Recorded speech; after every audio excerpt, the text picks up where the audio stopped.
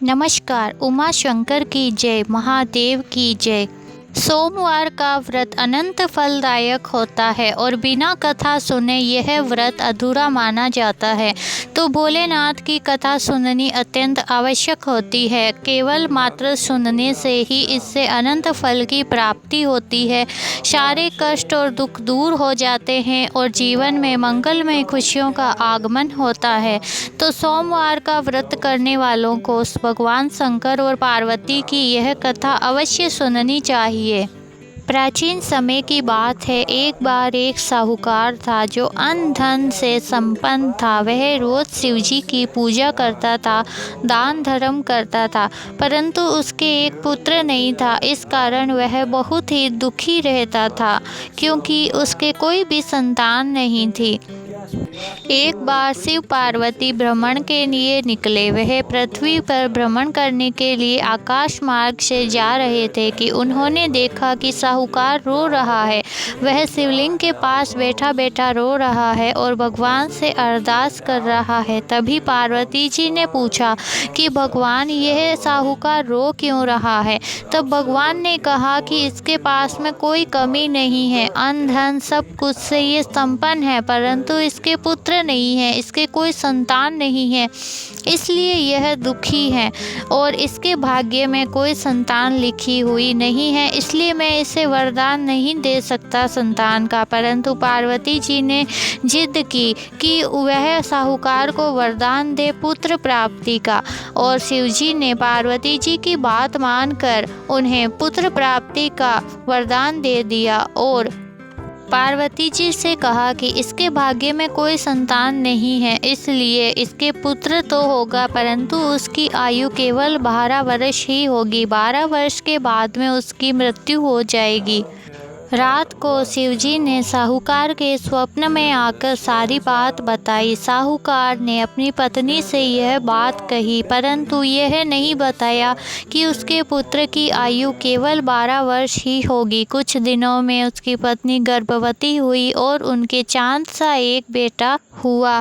11 वर्ष तक वह खुशी खुशी एक साथ में रहे और 11 वर्ष होते ही उसके बाद में उनकी साहूकार की पत्नी ने कहा कि अपने बेटे का विवाह करते हैं, लेकिन साहूकार ने मना कर दिया। साहूकार ने कहा कि वह आगे की पढ़ाई करने के लिए काशी जाएगा और उसे मैं काशी भेजूंगा, और उन्होंने अपने मामा को बुलाया और मामा के साथ में उसे काशी भेज दिया गया और उसे कहा कि जब आप जाओ तो मार्ग में ब्राह्मणों को भोजन कराते जाना और भूखे को भोजन कराना, व दान दक्षिणा देते हुए जाना।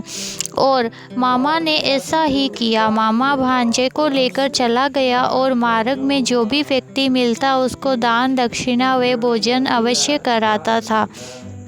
चलते चलते एक नगर आया जहाँ पर एक राजकुमारी का विवाह हो रहा था। राजा को यह पता चला कि जो राजकुमार शादी करने के लिए आ रहा है वह एक आंख से काना है। तब राजा ने तभी उस छोटे से बालक को देखा जिसकी उम्र 11 वर्ष थी। वे मामा भांजा एक साथ जाते हुए दिखाई दिए। तब राजा ने मामा से बात की कि अगर इस बालक को वेदी पर बिठाया जाए तो मैं आपको बहुत सारा धन देकर विदा करूंगा।